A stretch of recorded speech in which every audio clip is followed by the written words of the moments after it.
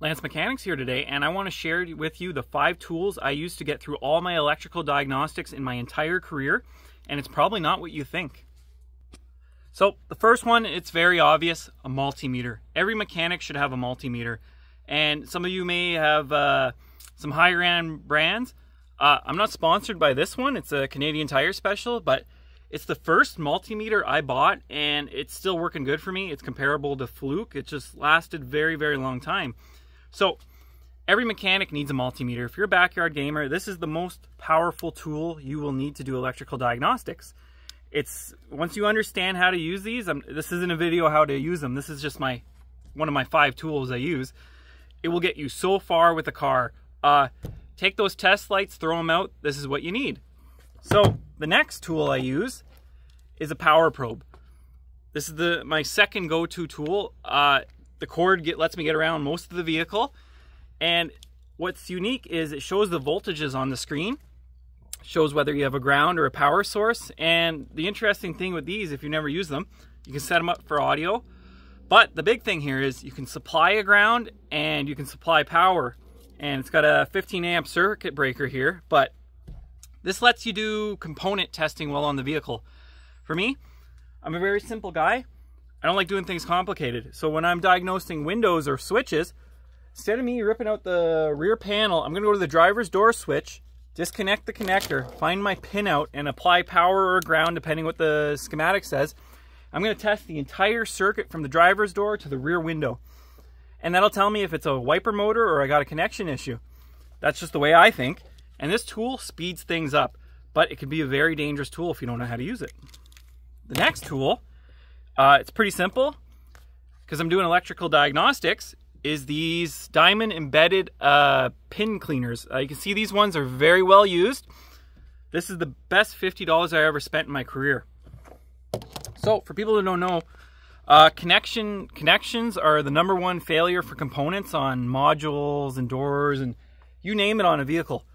Connections, they'll throw the hardest diagnostic troubleshooting. It's hard for mechanics. So I invested in a good pair of these, and these have, they have more than paid for themselves. I can't stress, if you're doing a lot of electrical diagnostics, how important these are. My first step is always to pull connectors when I get some weird stuff, inspect them, and if I'm a little suspicious, I'll clean them. The next one is retractable leads. I use these mainly just for getting around corners of vehicles. Sometimes my power probe won't reach, but the power probe does a good job. But I always use these for a backup, because sometimes I just need that extra little length. But for a backyard gamer, this paired with this makes a world of difference. You just have to always ohm out your connections and make sure you have good connections, because sometimes you might have an ohm more of resistance than if you had just gone straight connections with this. And you got to count for that, calculate for it, and all that kind of stuff. So the other thing I use, and this is in a previous video, is this helps me with CAN bus diagnostics, is this piezo buzzer crystal. And this kind of splits off, is these Alligator clips with pointed connectors. So they come in, you can buy them on Amazon. They come in different various pinhole sizes, and sometimes you can get bladed ones. These are an absolute must when doing electrical diagnostics. So here, but back to the piezo buzzer. This is what I use to test CAN bus signals, basically. So put it on a CAN high and then find a ground, and you'll hear this thing almost oscillate like the frequency. That tells me if a CAN network is open or dead. But mostly, this is what I put at the front of the vehicle when I'm chasing intermittent CAN bus faults. So I'll grab a harness and I'll start doing this, shaking the vehicle. If I hear this cutting in and out, it helps me narrow down a broken wire or possibly a loose connection. And where did it go? One thing I want to add in this video is I have these in my toolbox, but I've never used them. And for those who don't know, this is called a bed of needles. And see here in the camera, as you do this, that moves up and down. And what it does is it pierces a wire, and allegedly, once it pulls out, the rubber is supposed to come back in. My experience is half of my electrical diagnostics in my career were technician caused, and I'm going to say a majority were caused by these. If they may be useful for some people, but here in the north, any exposed wire is potential to get corrosion and increased resistance and heat. And I just cannot support these. These have just been a nightmare in my career, especially if they're not used right.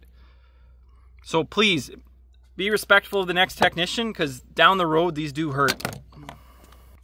And the final, most powerful tool I want to add is your phone, a computer, or the internet. Sometimes the answer is on the internet, and you'd be surprised how helpful that is as a mechanic.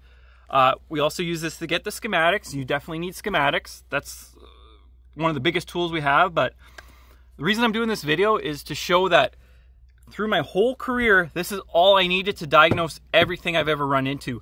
I've never had to pull out a lab scope. I've never had to pull out some fancy piece of equipment. For under, I'll say $500, I was able to do what I needed to do in my career, and I did a lot of it.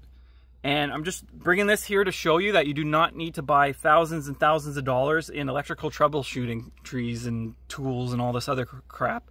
Yeah, you'll need a scan tool, but if you're at a shop, scan tool is provided. So just kind of throw that out of your mind for the moment. This is what you will need to get through in your automotive career. So post in the comments if you think you can add something to your toolkit, or if you think anything else should be added. This is just what I used. Have a good one.